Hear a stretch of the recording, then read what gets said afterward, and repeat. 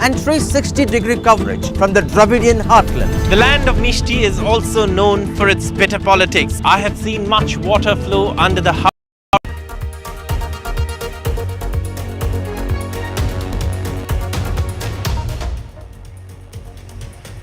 You are watching The World 24/7 on the NDTV network. I'm Parmeshwar Bava. Let's begin with the top stories you need to know. Canada's Justin Trudeau says he will step down as Liberal leader as soon as his party finds his replacement.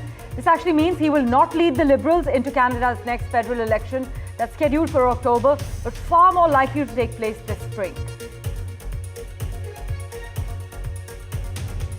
The US Congress has certified Trump's election victory, with Harris presiding. An earthquake of magnitude 7.1 hit Tibet near the Nepalese border today, the tremors of which were felt in several parts of India, including Bihar and Assam. Millions of Americans were hit by a major winter storm that brought heavy snow, ice, strong winds and freezing temperatures as it moved east out of the center of the US and into the mid-Atlantic region, having killed at least 6 people. The United States will remove regulations that have prevented cooperation between key Indian nuclear entities and American companies. This is what US National Security Advisor Jake Sullivan has said in New Delhi. France has detected its first case of a new monkeypox virus, the health ministry has said, weeks after the World Health Organization maintained its highest alert level amid the epidemic. British Prime Minister Keir Starmer has condemned lies and misinformation he says is undermining the United Kingdom's democracy after a series of public criticisms levelled at him by Tesla CEO Elon Musk.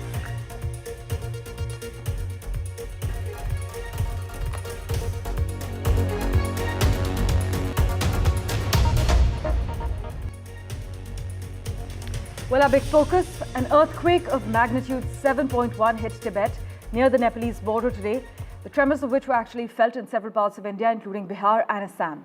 The tremors were felt particularly in Bihar, where people were seen outside their houses and apartments. There have been no reports of any damage to property because of the earthquake so far. But as you are probably well aware, Nepal is actually nestled in a geologically active region where the Indian and Eurasian tectonic plates collide, forming the Himalayas and making earthquakes a frequent occurrence. But a strong earthquake with a magnitude of 7.1 and an epicenter in China's Tibet was strongly felt in India and Nepal, according to preliminary reports. This is a developing story, and of course, we will get you up to date with the latest details. With that, let's turn our attention now to Canada, where Prime Minister Justin Trudeau said that he'd step down as head of the country's Liberal Party after weeks of speculation that his time in leadership was coming to an end. This actually means that he will not lead the Liberals into Canada's next federal election, scheduled for October, but far more likely to take place this spring. The Prime Minister also actually pulled the plug on the current session of Parliament, paving the way for a leadership race. Now, Trudeau and his party were initially popular. He had a 65% approval rating shortly after taking office. That was nearly a decade ago. But they've suffered following a cost of living crisis due to inflation in the wake of the COVID pandemic, as well as criticism about the government's immigration and environmental policies, as we have been extensively covering as well. But the end of Trudeau's tenure as party leader and as Prime Minister was all but sealed last month after his one-time deputy Chrystia Freeland announced her departure from her post as Finance Minister. In fact, her scathing resignation letter included criticisms about Trudeau's ability to navigate the incoming Trump administration, their proposed tariffs on Canadian goods. But this announcement prompts serious questions about what comes next for a post-Trudeau Liberal Party and also for Canada. Listen to what Trudeau had to say, followed by Pierre Poilievre's reaction. Over the holidays, I've also had a chance to reflect and have had long talks with my family about our future. Throughout the course of my career, any success I have personally achieved has been because of their support and with their encouragement. So last night over dinner, I told my kids about the decision that I'm sharing with you today. I intend to resign as party leader, as prime minister, after the party selects its next leader through a robust, nationwide, competitive process. We won't have an election before very late winter, early spring. Then there's the possibility that the Trudeau resigns and then goes to the Governor General and says we need to shut down Parliament, while the Liberal Party then chooses a new replacement, a Trudeau 2.0. And so there would be a leadership race. God knows how long that would drag on for. You think approximately in March, no earlier than March as far as you can foresee? Yeah, probably. And during which time we'd continue to flounder and twist in the wind. My colleague Maha Siddiqui has been tracking all the finer details for us. She joins us live from Vancouver at the moment. Maha, take us through the reactions in Canada. Is this being seen as a strategic exit by Trudeau to preserve his image, or a recognition that his time has passed? Many say it's not a surprise. Well, certainly the second reason is more plausible, considering there was a lot of pressure on Justin Trudeau for the last over 6 months with internal dissent and members of his own party who were members of parliament asking him to step down, voicing a concern that they would not be able to fight elections well under his leadership, and that there would be a complete rout for the Liberals in the federal election this year if he were to lead the party. And therefore, the internal dissent, as well as the fact that the NDP, Jagmeet Singh's party, had said that they would bring in a non-confidence motion once Parliament reopens, which was supposed to on the 27th of January. Now, of course, it has been prorogued till the 24th of March. And that non-confidence motion would have been absolutely impossible for Justin Trudeau to actually be able to overcome. That's because the other party, Bloc Québécois, had also said that they would support the non-confidence motion, which meant that Trudeau's government would have fallen. And therefore, this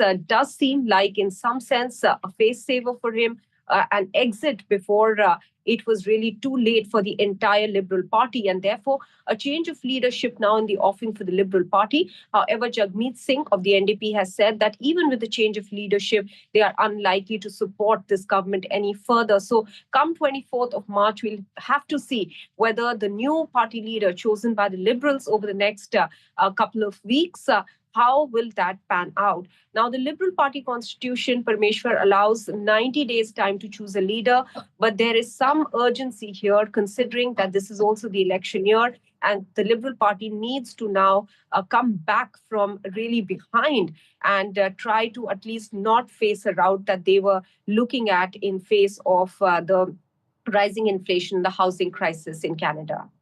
As always, Maha, thanks so much for joining us with the lowdown. The big question remains where the Liberals and Canada go from here. Well, for further clarity, we also have with us Sharon Kaur joining us. She's a political strategist. Sharon, thanks so much for making time for us on NDTV. Can Trudeau's resignation be viewed as a graceful exit, or does it reflect a failure to meet the expectations set when he first came into power?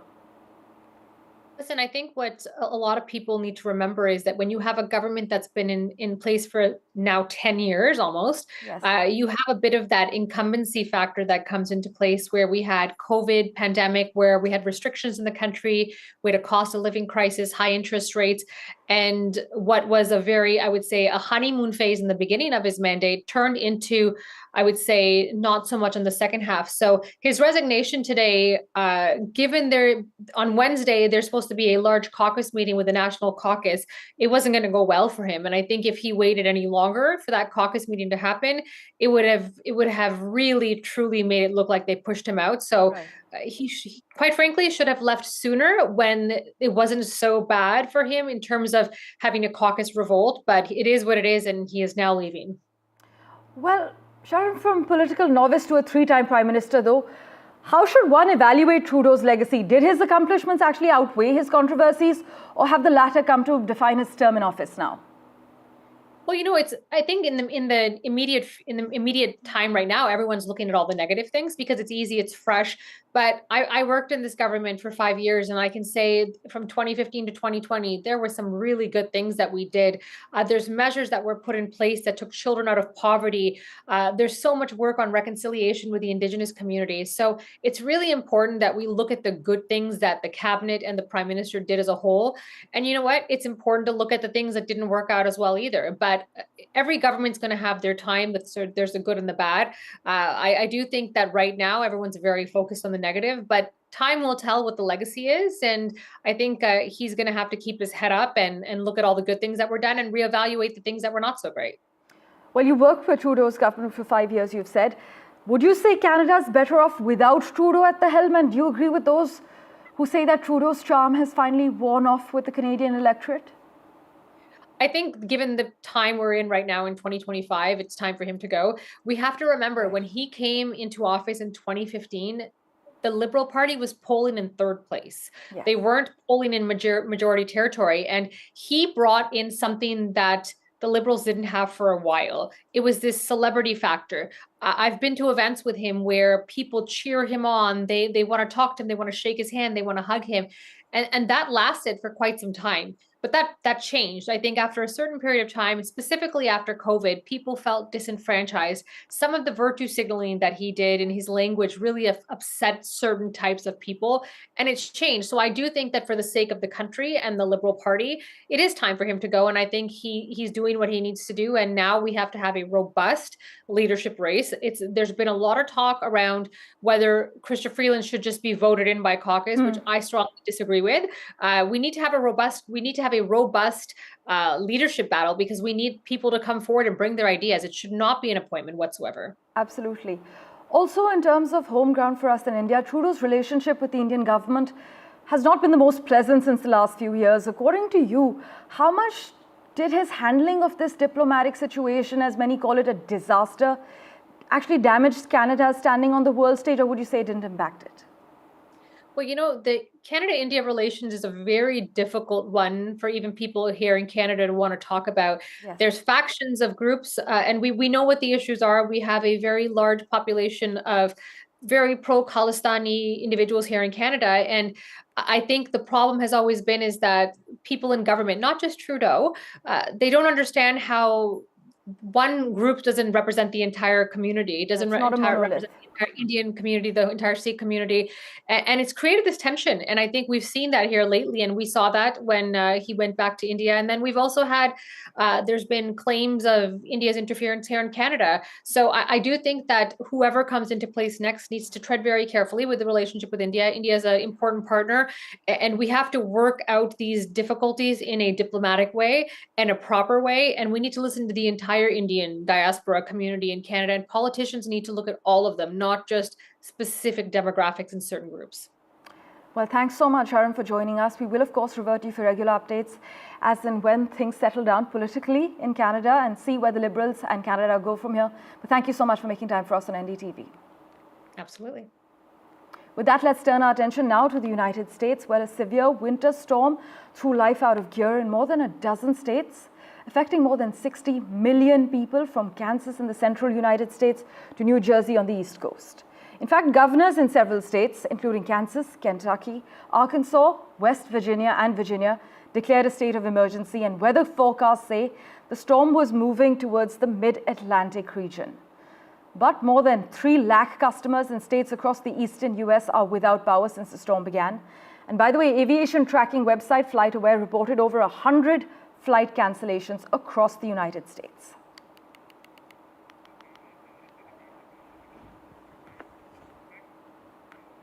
Meanwhile, the US Congress formally certified Donald Trump's election victory during a session presided over by Democratic Vice President Kamala Harris, who lost the November contest.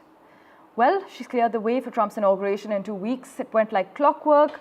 It stood in sharp contrast to 4 years ago when a mob of Trump supporters stormed the US Capitol in a failed bid to block the certification of then-President Trump's 2020 loss to Joe Biden.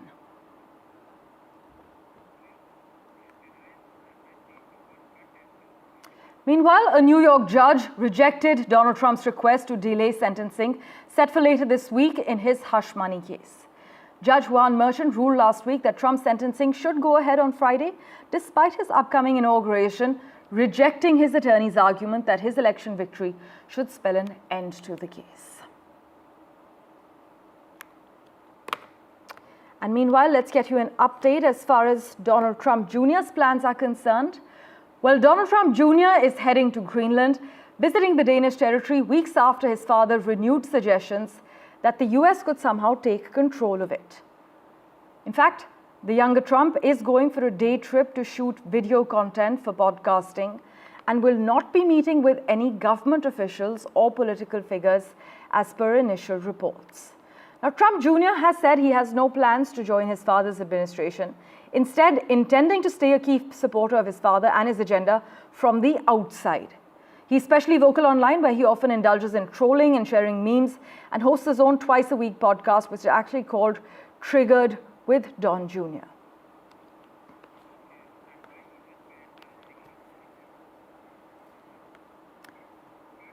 Meanwhile, in other crucial news, the United States will remove regulations that have prevented cooperation between key Indian nuclear entities and American companies. This is what the US National Security Advisor Jake Sullivan has said, marking a major step forward in implementing the landmark 2005 Civil Nuclear Agreement. Now, this move, Sullivan said, is an opportunity to actually move away from frictions of the past and acknowledges India's open and transparent engagement with the United States. The top official of the outgoing Joe Biden administration made the announcement during a public address at the Indian Institute of Technology, which is IIT Delhi. The United States is now finalizing the necessary step, civil nuclear cooperation between India's leading nuclear entities and U.S. companies. The formal paperwork will be done soon, but this will be an opportunity to turn the page on some of the frictions of the past and create opportunities for entities that have been on restricted lists in the United States to come off those lists. Meanwhile, let's turn our attention to the United Kingdom now, where the British Prime Minister Keir Starmer has condemned the lies after attacks by Elon Musk. Keir Starmer says the lies are undermining UK's democracy. This as Musk criticised Mr. Starmer's handling of the child grooming gangs. Musk has called for new elections, demanding Keir Starmer's imprisonment. Listen in to the reactions we have lined up for you. Those that are spreading lies and misinformation as far and as wide as possible, they're not interested in victims. They're interested in themselves. Those who are cheerleading Tommy Robinson, not interested in justice. They're supporting a man who went to prison for nearly collapsing a grooming case, a gang grooming case. Well, so much talk over the last few days about grooming gangs, or should I say rape gangs. And Keir Starmer today saying that anyone who's calling for a full public inquiry is jumping on the bandwagon of the far right. Wrong, Prime Minister. The vast majority of people in this country are absolutely mortified by what has gone on. But even worse, the cover-up we've had from the police, social services, and both Conservative and Labour governments. The inquiries that have happened so far have been nothing more than a whitewash. There needs to be a full public inquiry. Let us find out the truth. And from the UK, let's turn our attention now to France, which has confirmed its first case of the new monkeypox variant, according to the country's health ministry. The patient, a woman from Brittany, had contacted with two individuals who recently travelled to Central Africa, where the virus originated. Health authorities are now tracing potential contacts and investigating the source of the infection. But this new form of Mpox, known as the 1B variant, has already been reported in neighbouring Germany and the United Kingdom, and is tied to a global health emergency declared by the World Health Organization back in August last year. Well, news and updates continue in a moment, right after this very short break. Don't go anywhere.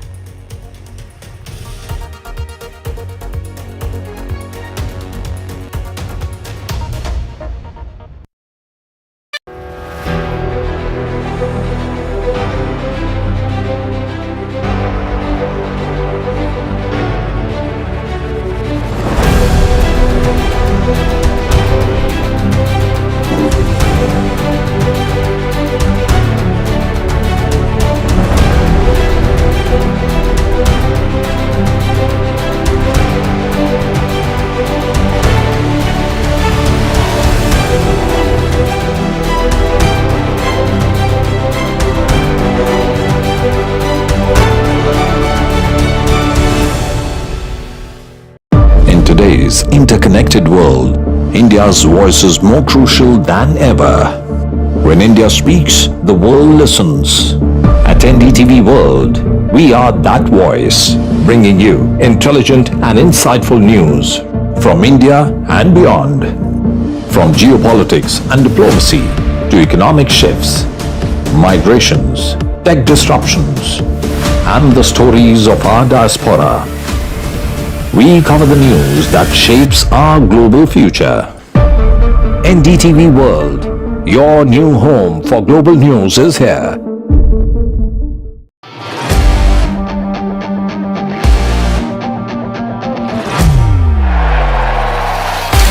All set for Trump 2.0. Countdown to January 20th. Terror shadow, visa wars. All the twists and turns. Tracking Trump takeover. Every day at 10:30 p.m. only on NDTV 24/7. Dharma, Earth, Kam, Moksha. The scriptures reveal their profound connection. The modern manifestation of this timeless wisdom. The incomparable Mahakumbh Mela of Prayagraj. 450 million devotees over 45 days. Budget allocation of 7,500 crore rupees. Mela grounds spanning 4,000 hectares. 13,000 trains in operation. Over 1,60,000 tents. 2,700 AI-powered CCTV cameras. 488 kilometers of roads in the Kumbh area. 67,000 LED lights illuminating the region. The world's largest gathering and the most significant conversation. The country's most esteemed spiritual leaders and economists will unite on a single platform. They will delve into the economic dimensions of the Kumbh Mela and its influence on employment, business, the economy, and India's global image. Gain insights from thought leaders at the Mumbai Conclave.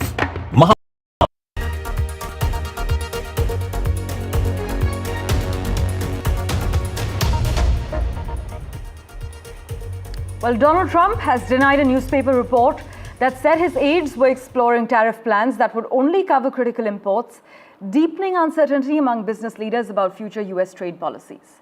Trump actually responded on his Truth Social platform after the Washington Post cited 3 sources that were familiar with the matter, saying that Trump aides were exploring a narrow approach to tariffs focused on certain critical sectors. Meanwhile, US Secretary of State Antony Blinken expressed concerns over potential cooperation between Russia and North Korea, highlighting the possibility of Moscow sharing advanced space and satellite technology with Pyongyang. This is according to a report. But speaking at a joint press conference in Seoul after discussions with South Korea's foreign minister, Blinken warned that Russian President Vladimir Putin might be on the verge of reversing long-standing policies by accepting North Korea's nuclear weapons program.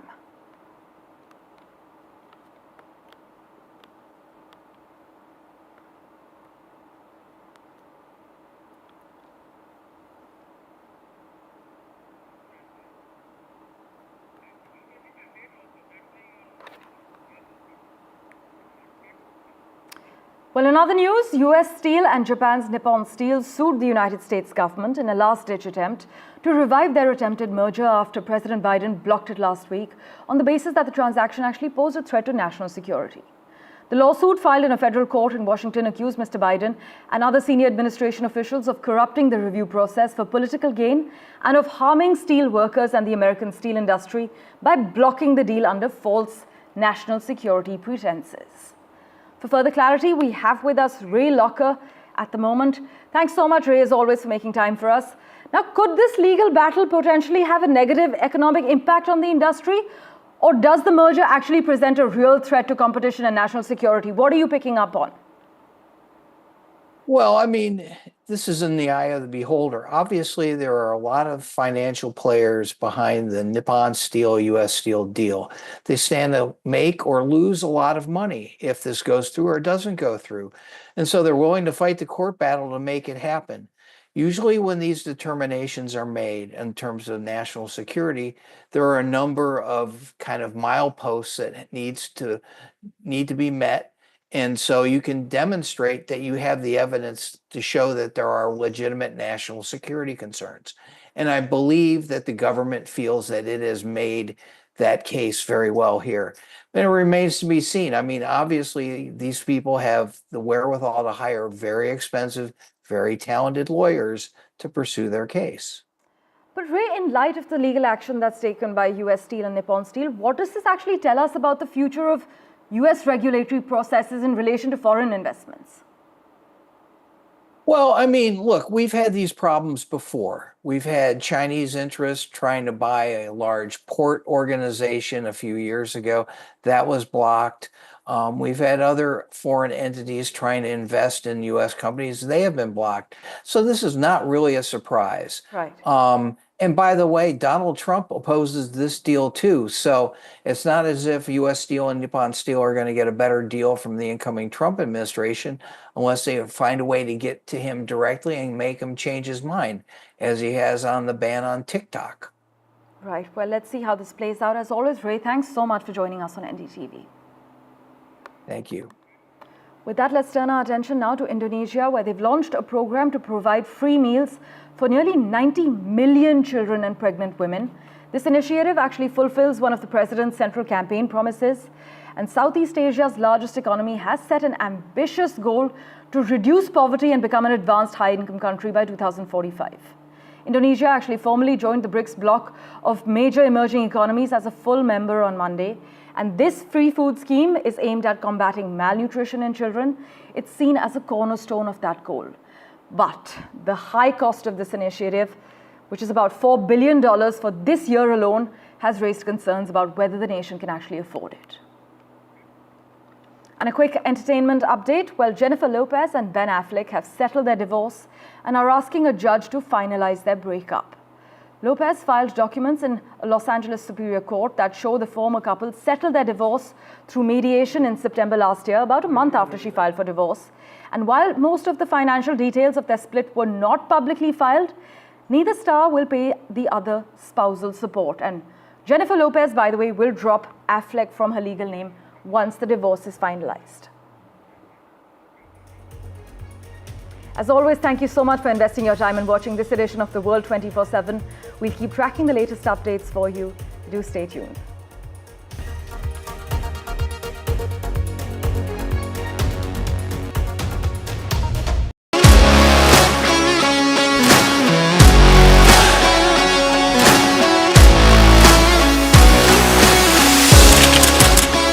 We are able to maintain the democratic fabric and the democratic system.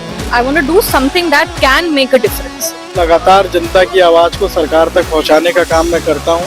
I was a student up until very recently. I really want to work and do something for my people because they have given me this opportunity. They have elected me. सोचा नहीं था कि राज्यसभा सांसद बनूंगी.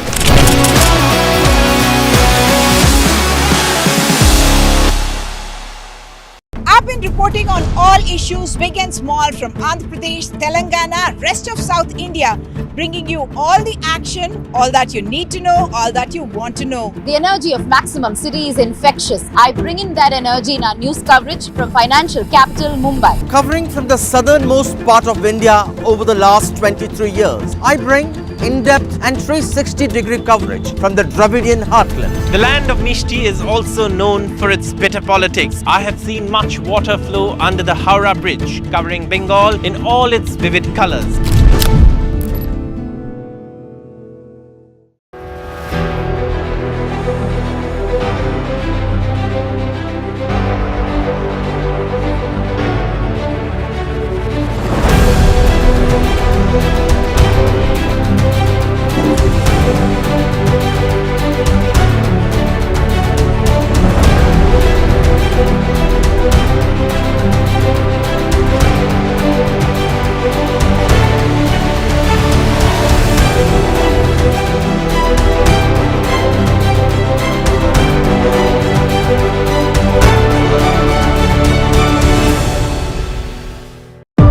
today's interconnected world, India's voice is more crucial than ever. When India speaks, the world listens. At NDTV World, we are that voice, bringing you intelligent and insightful news from India and beyond. From geopolitics and diplomacy to economic shifts, migrations, tech disruptions, and the stories of our diaspora. We cover the news that shapes our global future. NDTV World, your new home for global news, is here.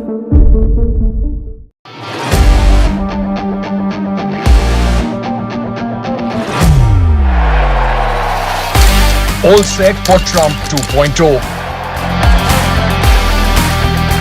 Countdown to January 20th. Terror shadow, visa wars. All the twists and turns. Tracking Trump takeover. Every day